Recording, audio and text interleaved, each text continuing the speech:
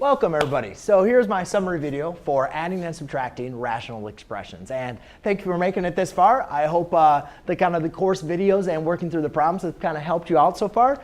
And so now we come along to the summary, and what I want to do is just kind of highlight again some tips and tricks as well as some common mistakes that I see through students as I work in the classroom on adding and subtracting rational expressions. Now, when working through this, let's go through and again remind ourselves of the process of adding and subtracting rational expressions. When we want to add and subtract rational expressions, the main important thing that we need to do, think about rational expressions just like if we were going to add or subtract fractions. If I say 1/2 plus 3/2, again, since they have a common denominator, I just add the numerators and my denominator remains the same. However, if I do not have a common denominator, then I need to multiply by equivalent fractions, either to one or both of the fractions, so therefore they have that common denominator. And once I have that common denominator, then I again apply the processes to the numerator and then keep my common denominator.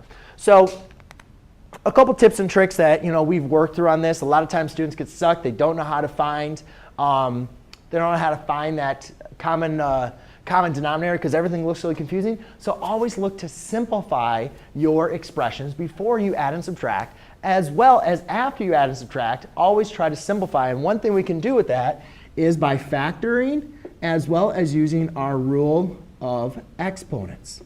All right? And when you're applying your rule of exponents, make sure as well that you also get rid of negative exponents, right? We always want to leave them in the positive form, and then apply your operations. The other thing is, using your equivalent fractions. Use equivalent fraction. What I mean is, an equivalent fraction would be something like 2/2. Because 2/2, when I multiply that by 1/2, I get 2/4, which is equivalent to 1/2. And so we call them equivalent fractions because I'm just multiplying by a multiplier, 2/2, which is not changing the value of the fraction, just actually changing its format. So now the next thing we look at is some common mistakes. And again, kind of going back into there, a lot of common mistakes that students have is they just don't really care or forget about they have to have common denominators to add and subtract fractions. So they would go through this problem like numbers, and they'd say, oh, 4/6. And students still do that with polynomials. So we got to be very, very careful to understand that that is not correct. We have to have common denominators. The other thing is making sure that forgetting to simplify or to factor and are applying our rules of exponents afterwards.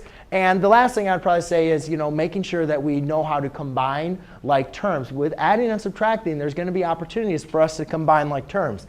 And one of the big mistakes I see is students combining unlike terms. So if I have like 5x squared minus x, that does not equal 5x. All right? You can't subtract that. X squared and x are not like terms. However, one thing I would do here is I would factor out an x, so therefore I'm left with a 5x minus 1. And I guarantee probably for that problem, that would be something, either the x or the 5x minus 1, that we'd want to simplify using our division property. So there you go, ladies and gentlemen. That is just a nice little summary video for adding and subtracting rational expressions. Thanks.